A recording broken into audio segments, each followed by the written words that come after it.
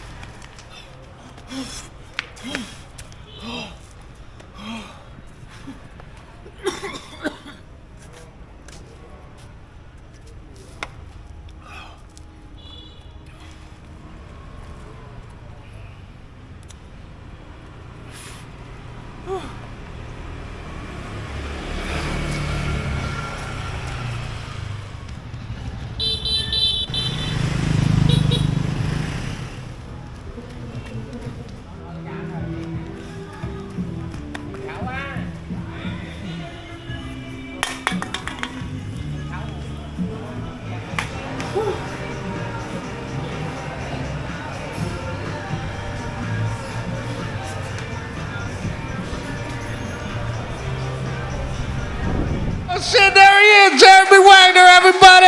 He got 2 beers. One for me, I hope. 2 for me.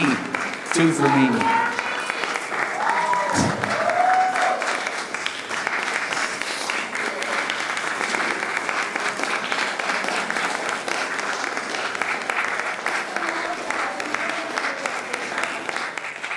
Okay, all right. You guys may notice that I lost a shoe. But I found a shoe. So if anybody is missing a shoe, I found the shoe. No, actually, I just observed customs and I was running in here and you take your shoes off at the door. I can see you guys don't follow customs. That's good. I'm so happy to be here tonight. I'm happy to have you guys here tonight, all of you guys. So, I guess you probably shouldn't smoke weed before you're doing anything important, because I've already forgot what I was going to say. But I brought you guys here tonight. You know, you could have been any other place. You could have been like at another comedy show. You could have been at home having sex.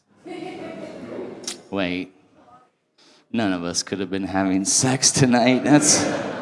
You could have been masturbating on the street corner. I don't know what you crazy kids are into nowadays. I'd like to start with an apology. I apologize if you guys came all this way to hear jokes by Jason Statham. My name's Jeremy. There's going to be a lot of that. They say pause, you know, let the slow people catch up. So yeah, my name's Jeremy. They say throughout history the name Jeremy has been given to children with big brains and or big penises. I can see one person knows how smart I am. So yeah, my name's Jeremy. You're probably wondering, what does a guy like Jeremy do with an extra $29? Good question, Robert.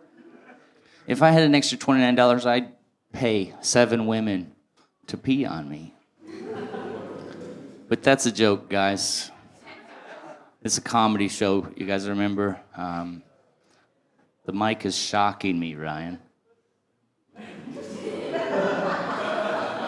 Just fucking keep going, I guess. Fucking die up here. Yeah, so $29, it's a math joke, guys. 29's not even divisible by 7.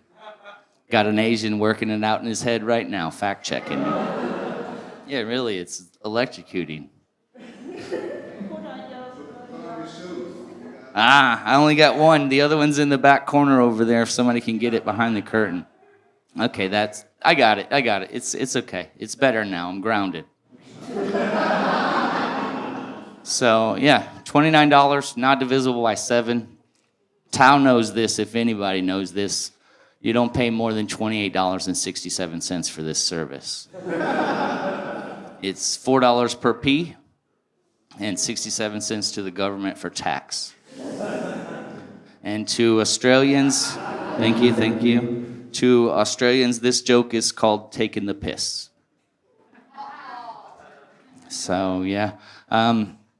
Little handy fact you guys can take home with you. The human hand has 28 bones in it, 27 bones, but recently doctors found we've been evolving. They found a 28th bone in the human hand. It's called a penis. We've all touched one. My friend Damien touched 2. So it's kind of embarrassing when you plan a whole hour and then you get 3 minutes in and you have to look at your set list. So you guys don't worry about this. Yeah. Again, don't smoke weed before doing important shit because you're going to forget. I probably should have started with this. It's going to be a little weird, guys. I misspelled it on my paper. I'm not a professional comedian. You probably could tell already, being that I got my set list right here. It's so tiny. Set list, David. Eyes up. Not my penis. Ma'am, could you hold this? Not my penis. I need this. Just in case, guys. Just in case. Okay, you can let it go now. Just in case. Just in case. If shit gets out of hand, we got a fallback plan. So, yeah, I think they say life is like a video game, and if you don't learn from your mistakes, then you're bound to repeat them. And then we all know the saying, history repeats itself. History repeats itself. History repeats itself, guys. And yeah, it's been repeating. I forgot what I was going to say.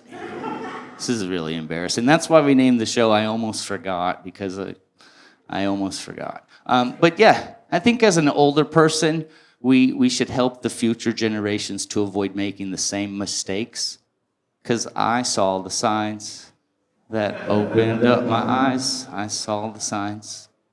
That's me and Damien's song. Yeah. So this video game for me started at birth, I guess. Birth age. I guess it starts for everybody at the same age. I was born on March 5th, 1982. So tomorrow's my birthday, guys. Thank you. Yeah, says to pause a little longer for the slower members. You're welcome. So, if you count back 9 months to when I was conceived, Superman 2 was in the theaters. Anybody know Superman 2?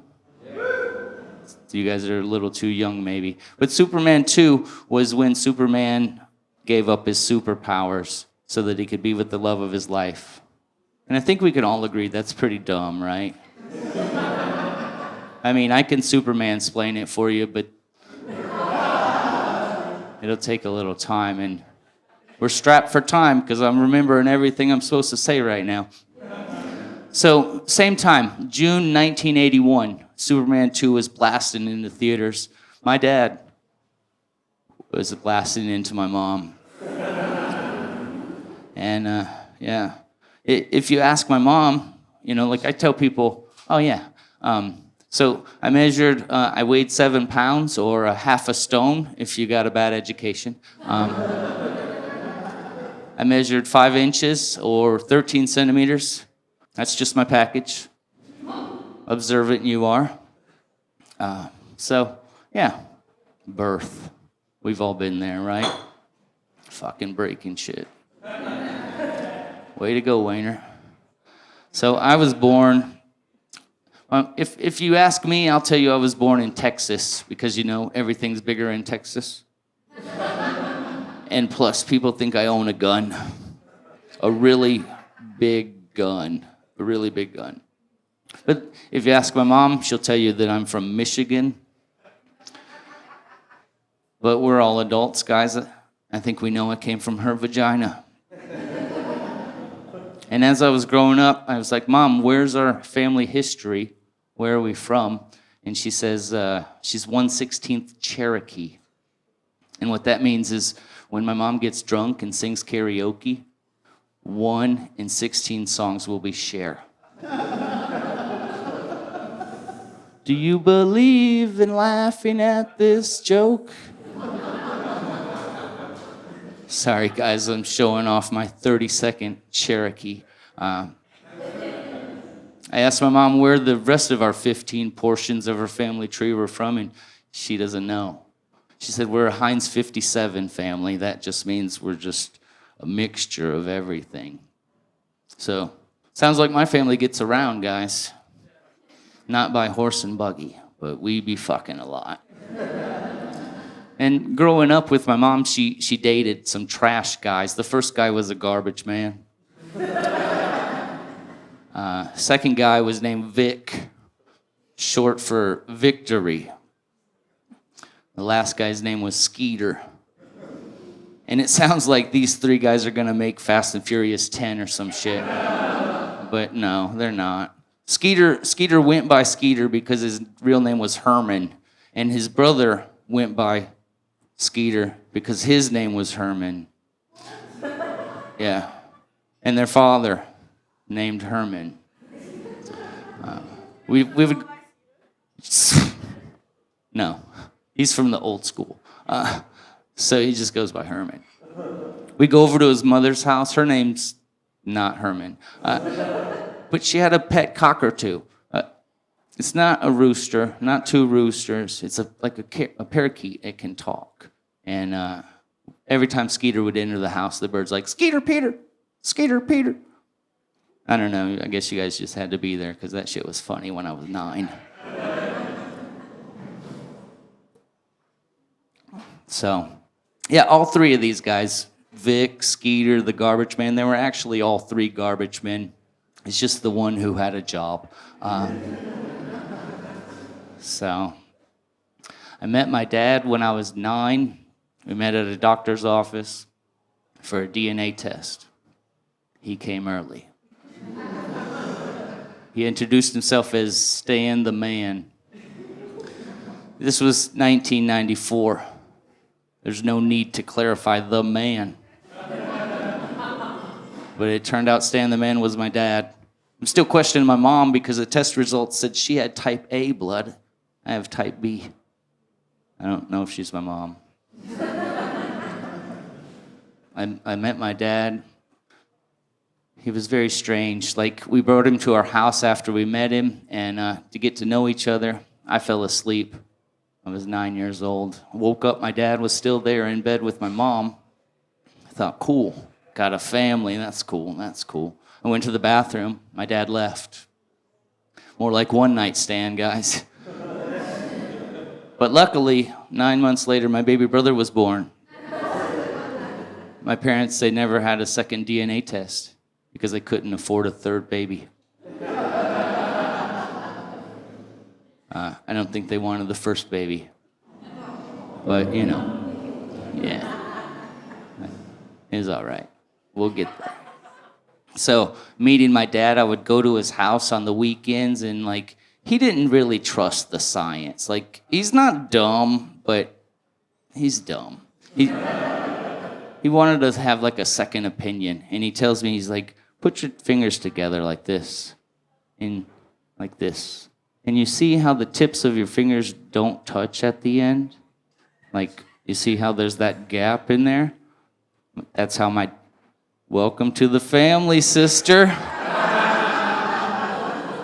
Dad's just setting up franchises. So that's how he knew I was his son. Great. Great. So I'd go to his house on the weekend. We'd watch the Maury Povich show. And Maury Povich would deliver DNA results, and he'd say, you are not the father, you are not the father, you are not the father. And my dad would get so happy. That's when I learned it's okay for men to cry.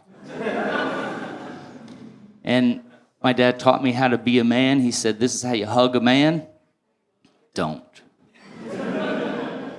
He taught me how to be a man. He said, you do everything like a man. You play sports like a man. Like the winter time, we went outside like men. We cut firewood with no shirts on, with our bare hands, like men. We even did things like washing the dishes like men. We just left him for his girlfriend. So my dad was a little weird. He always had these like sayings. I was 12, and he says, "How do you like your steak?"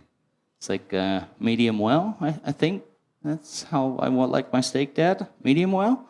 He says, "One day you're going to enjoy a little pink in your life." Good for you. I didn't realize that wasn't a steak joke until last year. Yeah, my dad, another saying, he said, if it smells like fish, eat as you wish. Smells like cologne, leave it alone. I never understood that one. Like, we don't eat fish in my family. And who the hell puts cologne on their fish?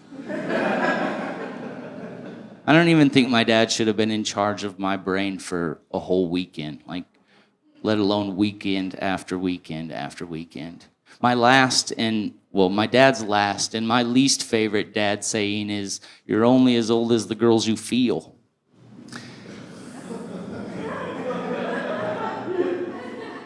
Ever since I turned 27, my dad calls me, says, hey, old man, happy birthday.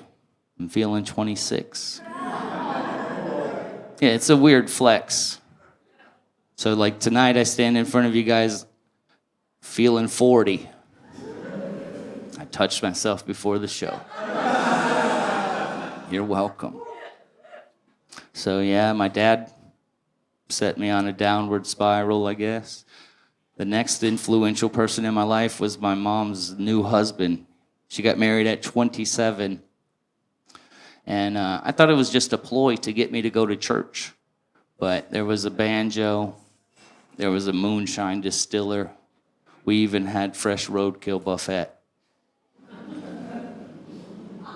It was a real wedding. We get home from the wedding, and my mom's new husband, he's like, I want you to call me stepdad. The fuck, Corey? We went to high school together, dude. He's like 6 years older than me, and he's dumb, like D-U-M, dumb. I'm not gonna call him stepdad. It's hard to take orders from a guy in shower shoes named Corey. I was home 4 years ago, and Corey was starting a new job. He has a job as a door-to-door door salesman. Most people's doors just come with the house, right? There's no need to buy doors, you know. Corey sells doors, door to door. He typically shows up after like a storm when the door's been ripped off. Corey's like the guy who shows up at your baby shower and he's like, here's some condoms, you know, like, a little too late, Corey. But 4 years ago, he just got the job. He's doing the training at home. And so he's learning to read as he's learning his sales script. And he doesn't fully understand how everything works yet, but he like knocks on my bedroom door and just walks in. Like, there's incest porn playing in the background. Fuck me harder, stepdaddy.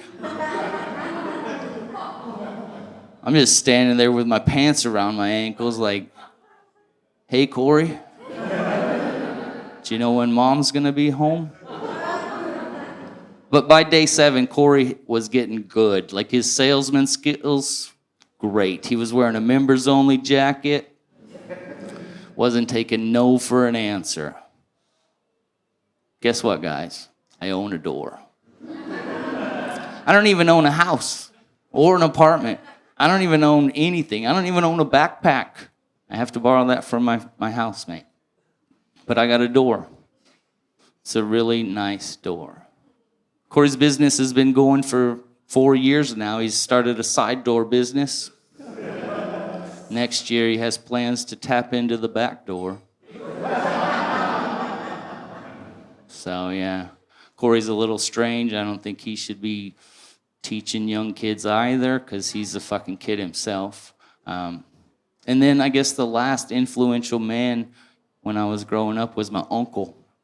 We call him Uncle Short Arm, not because like he has like little short arms, but like he's actually missing an arm. And my Uncle Short Arm is what is called a relief worker. And so like anytime there's like a natural disaster, a storm, an earthquake, a flood, he will race into the center of this area, single-handedly relieve people. He relieves people of the things they left behind. My uncle's a thief, guys. He steals shit. I don't think that's funny, but okay. So like a few years ago, he was down in Houston. They had a hurricane. Floodwaters came up quickly. He had a TV in his right arm, because that's his good arm, and he had to drop the TV. He had to swim for his life. And like 30 minutes later, the police come. They fish him out of the water. He's just swimming in circles, guys. They found a gun. They found a gun in his pants. They arrested him. Armed robbery. His bail was set at an arm and a leg. He's in jail. He's been in jail for 5 years, I think, now. But he got enrolled in an outreach program. It said if you could complete the 12 steps, then you get released from jail early. And he said he got to step number 12. Step number 12, you put your left hand in. You put your left hand... It's hard to do the hokey pokey and turn your life around. That's what jail's all about. So my uncle's still in jail. I guess it would be a good time to remind you guys about Father's Day. It's coming up pretty soon. In my family, Father's Day up until the 9th year of my life was known as Uncle's Day. Boy, were there a lot of uncles. Not really. I mean, just have 2 uncles. I got Uncle Short Arm. He thinks he's my favorite uncle. And my other uncle delivers pizza. So that's pretty cool. I tell you about these 3 guys, Uncle Short Arm, Corey, my dad, because they taught me something very important in life. Not everybody's going to understand this next part, but they taught me. They taught me about vagina smells, guys. Vagina smells. I told you not everybody's going to understand. Not everybody's seen a vagina. Jack, I'm looking at you. So, yeah, my dad likes a freshly clean 28-year-old, fresh out the shower, shaved vagina smell. Corey likes a vagina smell that's behind closed doors because that's gross. That's my mom. Almost threw up. Ugh. My Uncle Short Arm, he's probably got a leg up on this competition, guys. My aunt, tall, beautiful, blonde-haired woman, she's missing a leg. But we don't call her Short Leg because that's rude. We call her Eileen because that's her name. My Aunt Eileen works at a place called the International House of Pancakes, also known as IHOP.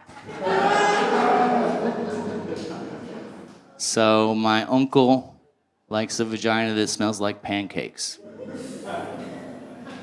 I kind of do as well when I visit my Aunt Eileen's house. Pancakes. Blueberry pancakes, all types of pancakes. Me, myself, I like a vagina smell that has just finished an hour of table tennis. You know, like a vagina smell that's just finished working 2 hours of overtime because her boyfriend is a comedian and he doesn't have a job vagina smell. A working girl, you know? That's what I like. This joke alone single-handedly is why I'm single. Girls don't like when you talk about their vagina smell. So, yeah. After meeting all of those 3 men, I went to church. Not just for any reason. Like in the 90s, there was a big thing like children were being abducted. There was stranger danger. Don't take candy from strangers, things like that. This stranger approaches me and he says, "Hey, free pizza." So now the man in the van giving out candy to young kids is a man in a loincloth with the promise of pizza. Only if you come to church. That man was not Jesus. It was just old man Eddie, the local bus driver, also the recovering alcoholic. And Uncle Eddie was taking the children to church, and my mom could tell because on the side of the bus it said church in black spray paint. Me and my brother, we get to church. It's 3 hours of fun, games, ice cream, pizza. Some of the kids even got to meet the preacher. Cool for them, guys. We went back a second week thinking it was going to be more of the same. It was not. Bible verses, choir practice. Finally, we got some pizza, except it was in the form of a communion wafer. We got to wash it down with the orange body of crisp. Cheap Fanta, just orange drink in a bottle. And I quit going to church. Church sucks. I don't like church. My brother continued going to church. He got addicted to church. He's been in deep with church. He's now a preacher. He's a preacher of the crust. Started his own pizza restaurant. And if you go on Good Friday, fresh risen dough. The sauce recipe alone, guys, to die for. Beautiful. If you do end up going to my brother's pizza restaurant, I recommend the 4 cheeses pizza because it's got 4 cheese and it's got Jesus baked right into the crust. If you like more than cheese, I recommend the Supreme Jesus. It's got all the crucifixes. Yeah. So pizza. I mean, what goes better with pizza than weed? I started smoking weed at 15 whenever I realized that my life was going somewhere. I quickly noticed, like after having the side effects of weed, I noticed that my mom was also a marijuana enthusiast. She was always thirsty, more ways than one. She was always looking for something sweet, something like a sugar daddy. And she was very forgetful. I mean, the first 9 years of my life, she forgot who my father was. It's very clear that she was smoking too much weed. After learning about weed, after smoking weed, I learned about condoms. I got the talk. It was from my mom, not my dad. My mom taught us about condoms. My dad had little experience with kids and no experience with condoms. So my mom taught us about condoms. My little brother was there. He's 7 years old. Like, I don't know why my mom was teaching us at the same time. Maybe so she doesn't have to do it twice. Maybe because she's going to forget to do it. I don't know why. But my little brother was there. Are you petting him? He's all right. So, yeah, he was there. And she showed us on my brother first. Not like physically on my brother. Like, if it was me, I think maybe we should have learned about condoms before we learned about Jesus, right? Condoms before Jesus. That's how it should go. That's my presidential campaign speech. That's what I'm going to run on. Weed and condoms for everybody. Condoms before Jesus. My mom taught us about condoms. She showed us on a little small gherkin, so like a little pickle. And then she showed us on a big, strong zucchini. Yeah. So I'm now 40 years old. I could put a condom on 2 penises. Same time, guys. Because I care for the other man. That's part of my presidential campaign speech. Jeremy, 2024. Great.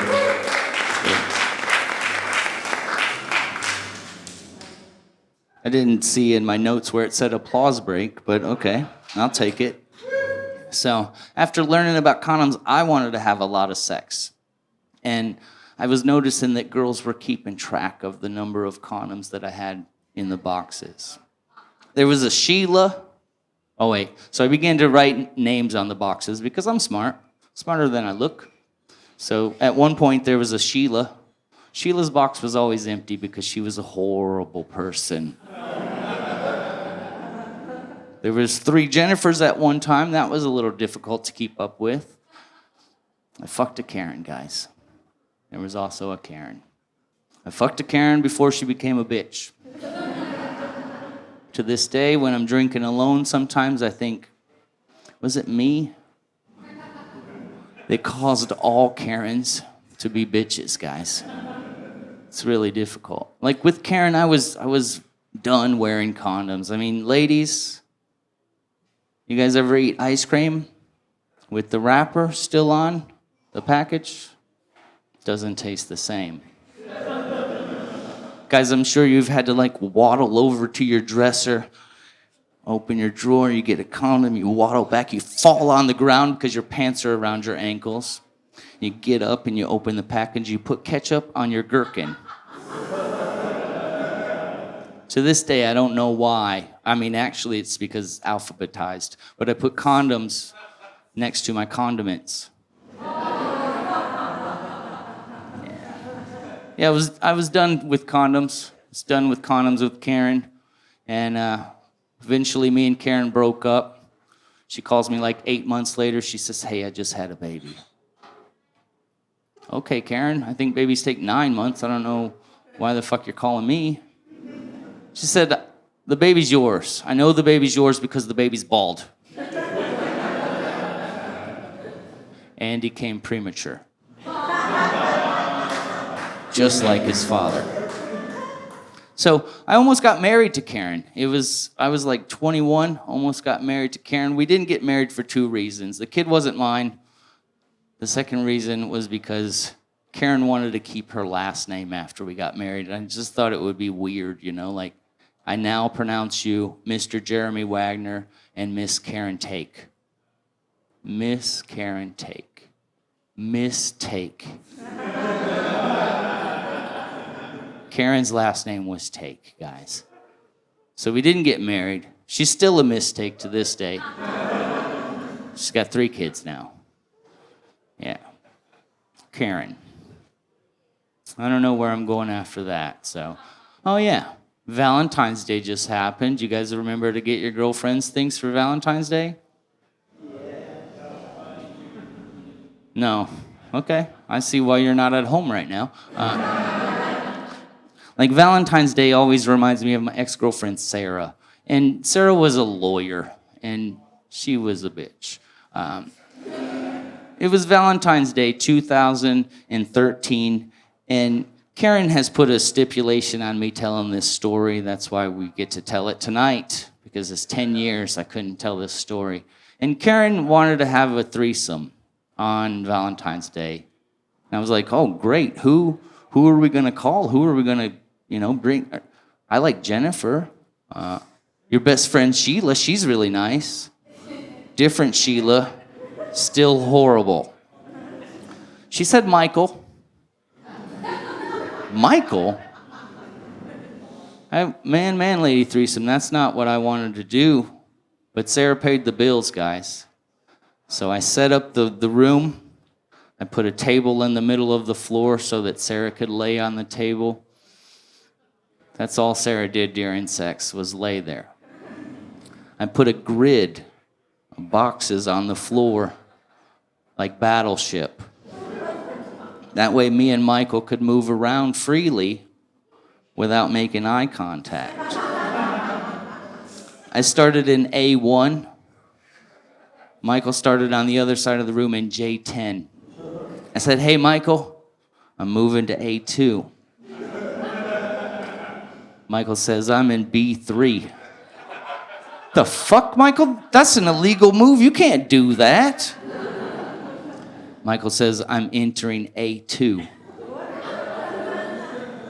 I ran out of the room. I let Sarah and Michael finish the threesome. Well, now it's a twosome. And I stood outside the window watching, being handsome. A couple of weeks later, it was Sarah's birthday. Sarah still wanted to have a threesome. She still paid the bills. She had that working girl vagina smell, if you haven't caught up on that. But yeah, Sarah paid the bills. She still wanted a threesome. I said, let's go to the sex store and we can just buy a dildo instead. She said, okay, fine. And I felt really good about it because it was the first time in a long time that we agreed upon something. So we get to the sex store and she's like, how about this one? Fucking octopus tentacle. Like, fucking no. She said, well, how about this one? And if that's 9 inches, how is that? 9 inches. No, we're not getting that one either. How about this one? So make your own dildo kit. And we got home, we mixed up the ingredients.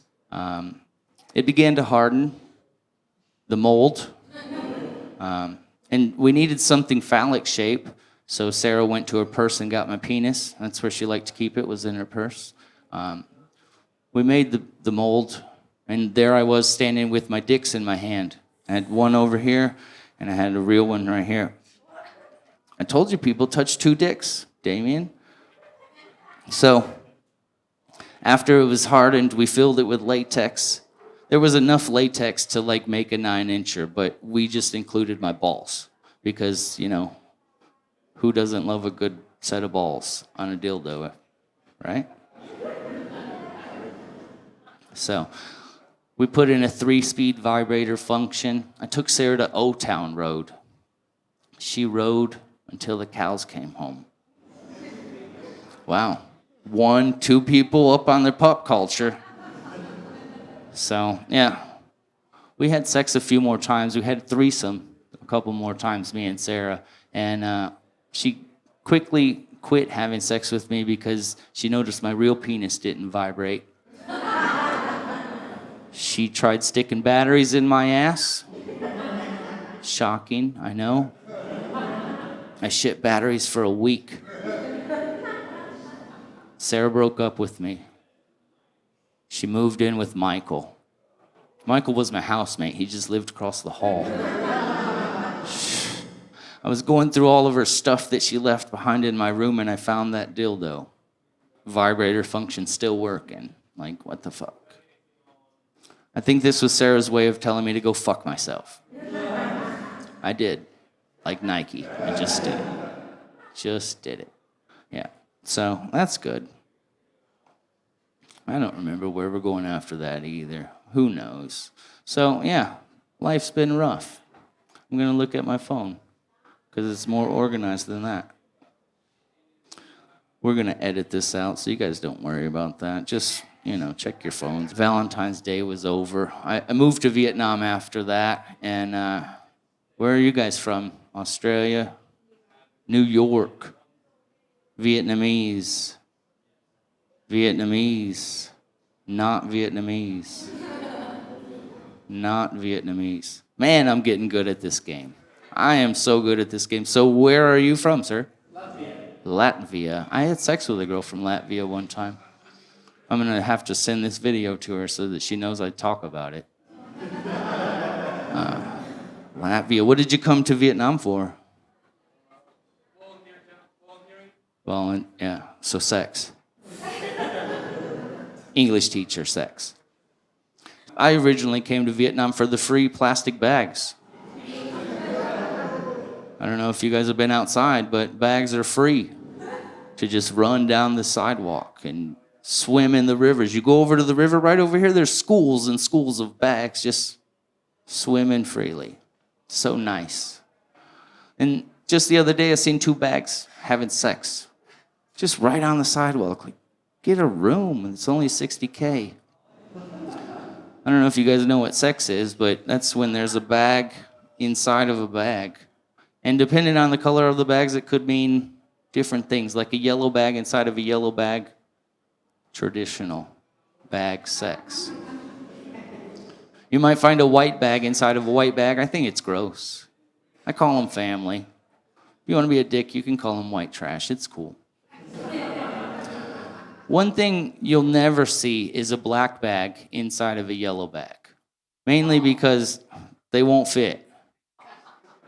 And also, somebody's granddaddy bag's going to be pretty pissed off. With tourism, we're seeing a lot more white bags inside the yellow bags. Those are known as English teachers. Hi, I'm an English teacher. English teaching sucks. I like to start my classes with a game. I like to end my classes with a game. There's a game right in the middle, and then in the middle of the games, there's another game. So I guess I wanted to start this half of the show. We're halfway done, guys. Holy shit. Teacher says, touch your elbow. Great. Same amount of participation I get in my first grade class. I don't know, those kids are dumb. Like, they're dumb like my stepdad, Corey. They will do anything for stickers.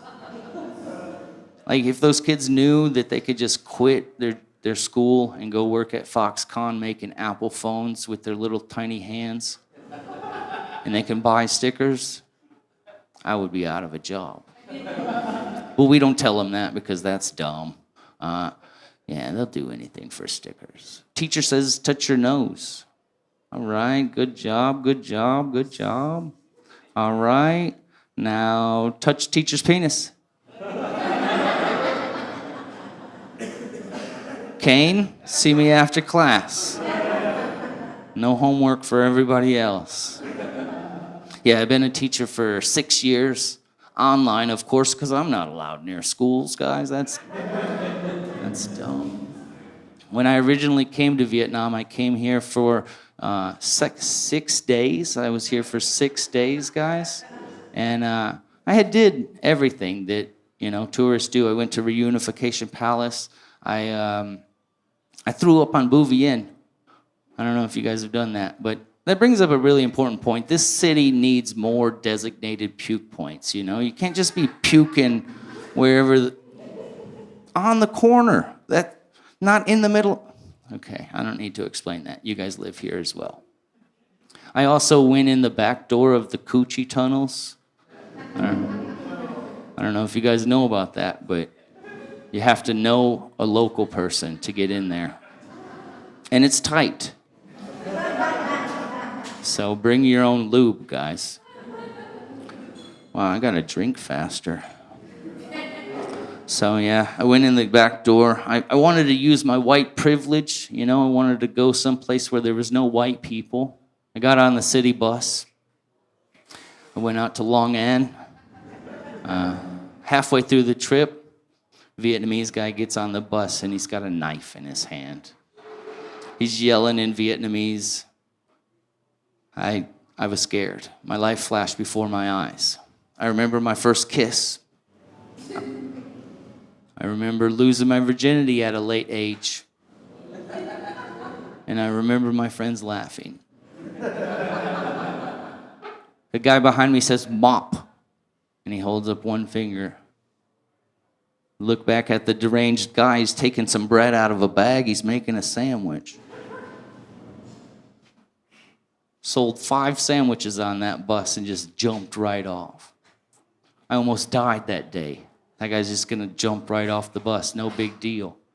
But that was the day I learned that the Vietnamese banh mi sandwich is to die for, guys. I immediately came back to the city. I learned some Vietnamese. I go to the local sandwich lady. I said, "Toi muan mua banh mi." She says, 1 million Vietnam dong. Yeah, my face as well. I was like, wow. The bus was 16,000. This is 1 million. This is an expensive sandwich, guys. I was shitting myself. I paid because I'm stupid, and I began to walk away. And the lady, she taps me on the shoulder. She says, "No, you boom boom." She points to a girl in the back corner. So apparently this very expensive sandwich came with free hugs. We went upstairs. We hugged for about 56 minutes, I'd say. And then I started to put my clothes back on. That's right, I hugged naked. I'm a man. That's how men hug. Naked. That's why you don't hug another man. Duh, right? You're naked. So I'm putting my clothes back on. I look over. She's eating my sandwich. What the fuck? I go back downstairs. She's like, we got a 2 for $1. Like, okay, well, give me a second sandwich. That sounds good. 2 for $1. She's like, no, we got 2 girls, 1 sandwich. Your sandwiches are expensive. The hugs are free. You got to buy 2 sandwiches. I did because I was still hungry. Yeah. So, I, again, probably forgot where we're going with this. We're on... Oh, yeah, I probably should have told you guys this a long time ago. Warm bups out A to you guys. Bups out A. Oh, no. They're never going to hear it again. Please, can you tell the audience what that means? What does bups out A mean? Stir-fried corn. Yeah, that's not it, guys. See, it's even difficult for the Vietnamese to learn Vietnamese. That simple saying means, welcome to Vietnam. Please buy some corn. So, bups out A to you guys. I'm not buying everybody corn after the show, so fuck off. But I've been here long enough. I've been here for 7 years. I thought about starting my own business. I'm gonna sell soup on the corner, just like every other Vietnamese patient. But I'm gonna be a little bit different because I'm a white guy who sells soup. I'm gonna sell soup in 4 sizes: A cup, B cup, C cup, D's cups, which really, really big cups of soup. And I call my restaurant Pho Cups. Because, I don't know how to make soup. And I sell it in cups, so it's kind of self-explanatory, right? As Damien mentioned, I recently got back from my comedy tour of Cambodia. I left at 6:30 this morning. I told jokes through the Visa checkout line. I returned. I got on the bus. I came here.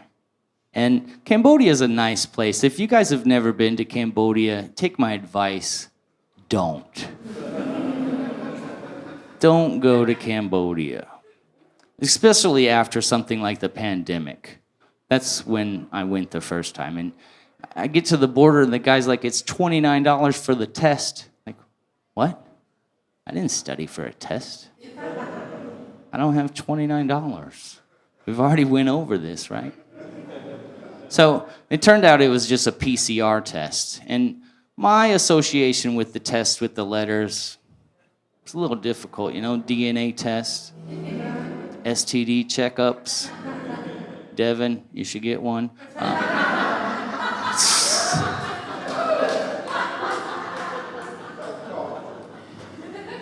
I mean, anybody taking the TOEFL exam? That's fucking difficult, right? Fucking. I recently took the LGBTQ test, guys. That was a pain in the ass. Doctor said, you're gonna feel a little prick. I was walking funny for a week. So, yeah, Cambodia is great. I went to Cambodia to get some Cambo. You guys, all right? Yeah, Cambo is just cheap weed with seeds and sticks and, maybe a Lego in there or something. And I went to a battery. I remember finding weed with batteries in it. It's like half the bag is a battery. I went to Cambodia to get some Cambo. I asked my tuk-tuk driver, I said, hey, where can I get some Cambo? And he's like, what? Where can I get some weed? Weed, man. He's like, oh, we get our weed from Thailand. But if you give me $50, I'll drive to the border and I'll get you some weed. So it's been 6 months and I'm optimistically been waiting for this weed. It's gonna come, guys.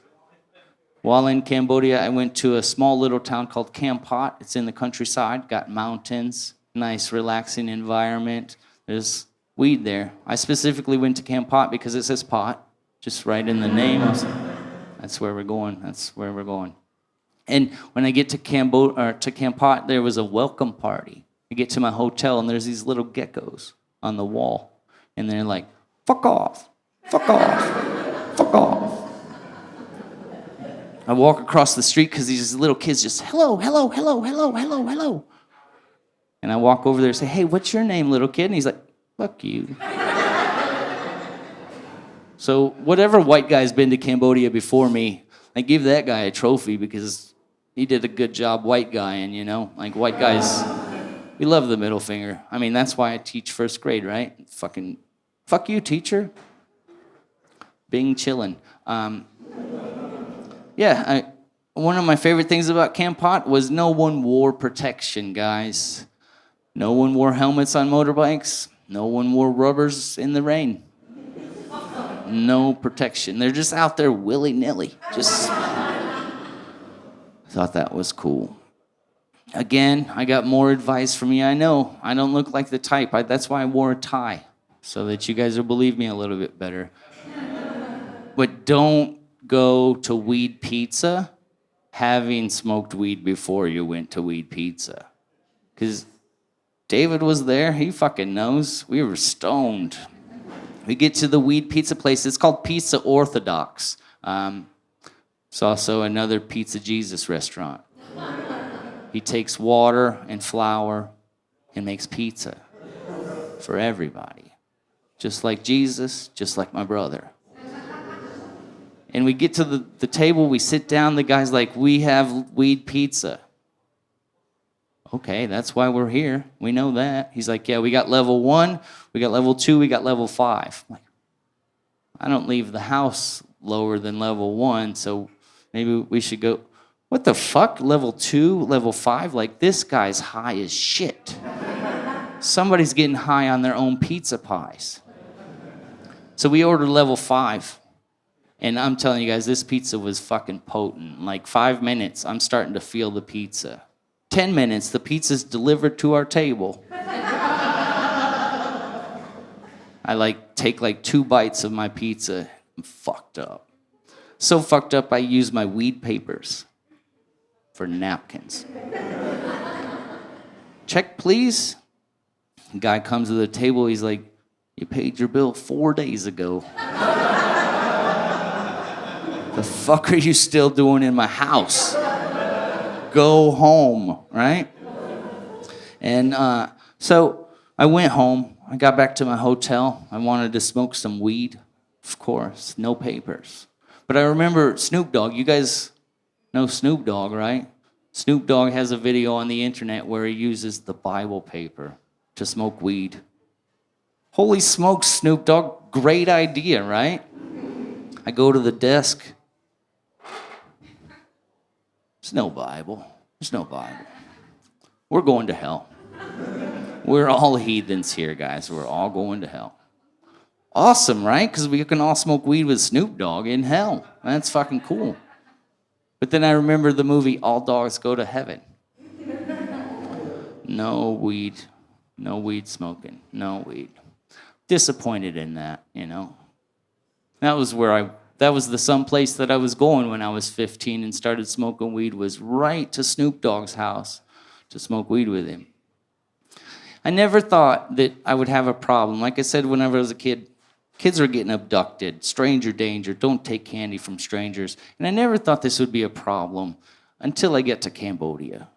There's fucking candy all in the street. There's a house that has a silver platter with shots of liquor and food and candy. It's tough to not take candy from strangers when it's just right there. I think this is the way Cambodia deals with childhood obesity. You know, you want some candy? Go play in the street. Lots of candy in the street, guys. Anybody going to visit Cambodia soon? It's a great place. I got a good, lucrative business idea for you guys. Cambodia has a rule that it's illegal for Cambodians to export vibrators. So ladies, if you have used vibrators, you go over to Cambodia, you can make some money, guys. I've been going back once a month smuggling a buttload, guys. I'm up to 4 vibrators now. Basically covers the whole trip to Cambodia. I still walk funny, but you know. People's like, hey, there's that comedian. Like, people notice me now in Cambodia. So yeah, I guess back to Vietnam. Like Vietnam, my life has been repeating just like that video game. Like I still have bad relationships. I learned that from my mom. I still forget things that I probably should have wrote down. In Texas, we have a saying, you probably have it here in Saigon. In Texas, we have a saying, it's you fool me once, shame on you. You fool me once, you can't fool me again. But sometimes it happens, guys. That's President George W. Bush. He's a dumbass. He said that on live TV. And he wasn't even in Texas. He was in Tennessee. So he's a fucking idiot. And my life, my dating life seems to just be repeating. Like I can't comprehend the signs. Like I can comprehend the signs. I know that girl right there who can suck a mean dick is gonna break my heart. I also know that good girl that wants to marry me, there's no way I could be good enough for that girl. So, like the last date that I went on, it was right after COVID, and I went on a date with this girl, and the first very clear warning sign, red flag, I should have observed, I missed. Our first date was on 9/11. November 9. The day that most of the world remembers as 9/11. But as Americans, we'll never forget. And the date was going pretty good. I instantly fell in love whenever she arrived on time. And I was like, this is going well, you know? I told some jokes, she laughed, was feeling good. And I made a joke, I said, hey, you should invite some friends. She laughed. And then she did. Very strange when 2 dudes showed up. I was thinking, you know, hey, maybe they could help me move my couch, you know? Because what's hotter than 3 dudes? 1 couch. I mean, maybe moving it in the rainy season, you know, talk about hot, guys. Wow. 3 dudes, 1 couch. So at the end of the night, I paid for the drinks because that's the type of dude that I am. That's the type of dudes that she dates. Broke, gullible, wearing pants. The 2 dudes had disappeared, and I was left to give the tip, guys. I gave the tip real good. You guys are supposed to laugh. This is the cue. So I gave the tip really good. She's like, hey, can I come home with you because my building has a curfew? Red flag. Okay, I guess you can come home with me because your building has a curfew. And we're leaving the bar, and I see a tattoo on her right shoulder. It's a black widow spider. She tells me the black widow female spider will eat the male after sex. Good idea, Jeremy. Let's get some soup. So we finally get to my house. We're getting out of the taxi, and she looks up. She says, hey, your building has a rooftop. Red flag, Jeremy. Every building has a rooftop. She says, hey, can we go up there? And I was like, well, the door has an alarm. We can't go up there because I don't know the alarm. She's like, oh, don't worry about it. My ex was a firefighter. I can get that door open for us. Red flag, guys. She's dated before. Big trouble. We get to the rooftop, and she's like, can we have sex up here? And I was like, not on the first date, no. But after a little, rubbing my hair, and whispering sweet things. Don't fucking say a goddamn word about my hair. She said some sweet things to me, and I'm an English teacher. Your kids are learning from me. I'm sorry. So she convinced me to break my first date rule. The rule states no sex on the rooftop of your building with the girl who has a curfew in her building that did not buy you free shots at the bar. I broke that rule for her. So we're on the rooftop. We're having sex, guys. Not hugs this time. We're having sex. Like she's hanging like over the balcony. And she's like, oh, wait. I forgot to tell you guys about my grandma.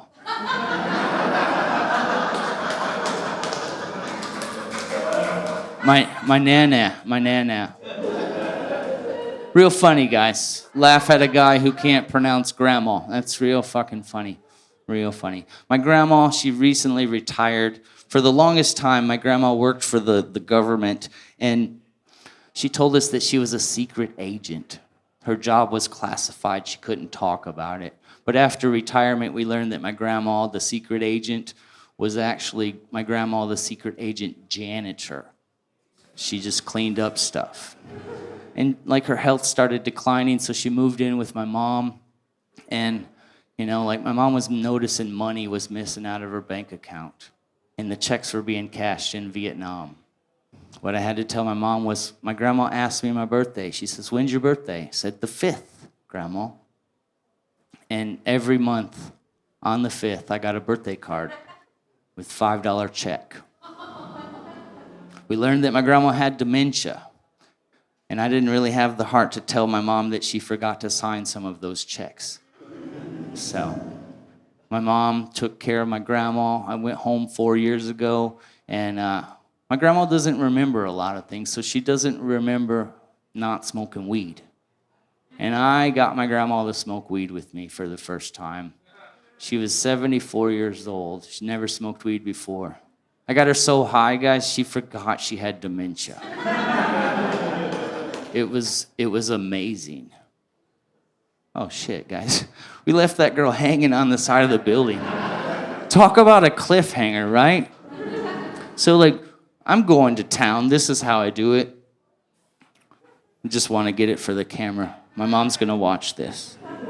So, we're having sex, and she's like, oh, yeah.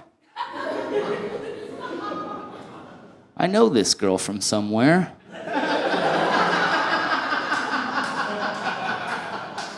I can't put my finger on it, but I know this girl. I know this girl from somewhere. I'll explain later. So, we're having sex. She lets out a little moan. She's like, oh, give me that power thrust, stepdaddy. Red flag, guys. Red flag. I'm 39 at this point. There's no power thrust. Not at all. And we finished. I finished like a man. 12 seconds later. And it was 4 a.m. And apparently her curfew was over because now she could go home. So many red flags in that date. So many. There's the dudes, the curfew, the tattoos, building rooftops. I can continue. So many red flags. It was like a Vietnamese Independence Day. Just. I gave her 1 gold star because the sex,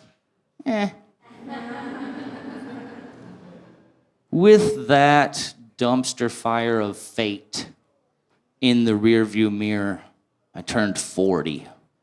And my dad calls me on my birthday. He says, feeling 25. Like, fuck you, dude.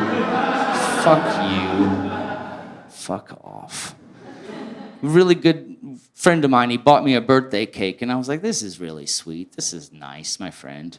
I opened the birthday cake. It's shaped like a penis. Like, what the fuck? We laughed. It was fucking hilarious. It's still cake. I'm gonna eat it. I cut 2 pieces, one for me, one for my friend. I went to the refrigerator to get 2 glasses of milk, but in the back of my head I could hear my dad, "You choked that penis cake down like a man." Like a man. After 40, I started feeling older. I noticed I wake up at 6 a.m. every morning to go to the bathroom. And I call these the wee hours. If you're British, maybe that's funny in more ways than one. I started to notice, again, I was feeling older. I lost my sex drive. So if you guys see a sex drive laying on the floor, it's probably mine. Wash your hands after touching it. The thing is disgusting. Lost my sex drive, I'm down to a floppy disk. I cried. After some thinking, I was like, you know, Jeremy, you've had like a lot of sex. Like a lot of sex. A lot of unprotected sex. And, you know, after thinking about all the sex that I had, I come to the conclusion, I need to masturbate.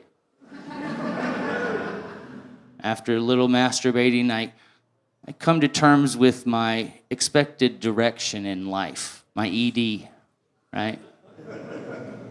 I felt good because I made it to 40 without having a kid. Ring, ring, ring. Red flags girl. She wants to get coffee. How about you just come over and stay the night? She said, no, coffee. Sounds like someone has a kid. That's great. That's really good. I met her. I met the kid. I'm a dad, deadbeat dad, but, you know, dad. And I meet the kid. His name's Brian. Brian sounds like a name that you would give to another man's kid, you know, like a guy named Brian, maybe, you know. A Skeeter or a Vic, but not a fucking Jeremy. I'm not gonna name my kid Brian. Yeah. So Brian, he's a good kid. He sounds like that 6th grade science experiment where you did little work and you still got an A. That's Brian. And I don't know, why didn't she name the kid like Jeremy or Jeremy 2 or Jeremy also? You know, Jeremy's a strong name throughout history given to men with big brains and or big penises. And in my mind, it's very clear that Brian's got the brains, guys, and I'm just a big dick. Lucky for me, she spelled Brian's name with a Y, so it's Brwhyan.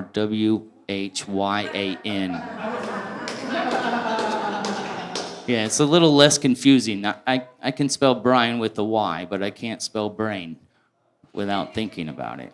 And Brian's a smart kid, guys. Like he's almost 2 years old. He's already scored a 5.0 on his IELTS exam.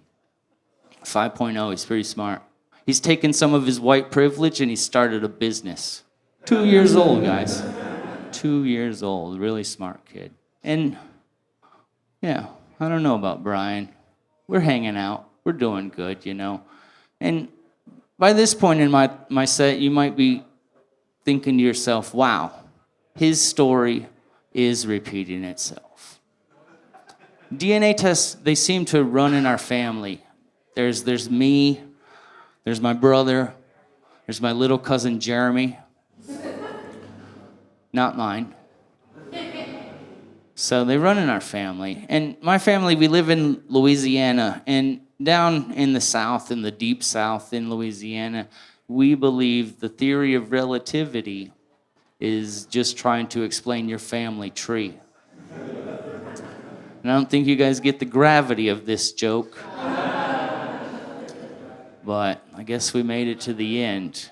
So I'll leave you guys with this last little tidbit. My family, we say history repeats itself because it's a lot easier than saying, I fucked up. Thank you, guys. My name's Jeremy. You guys have been great.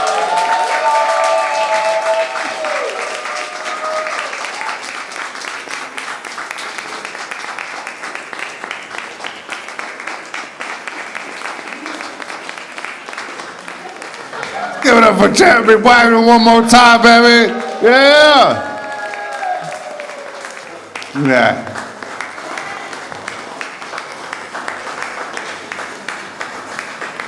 Look at that. It's like a mad scientist. Gonna drink another beer. Do another hour, drink another beer.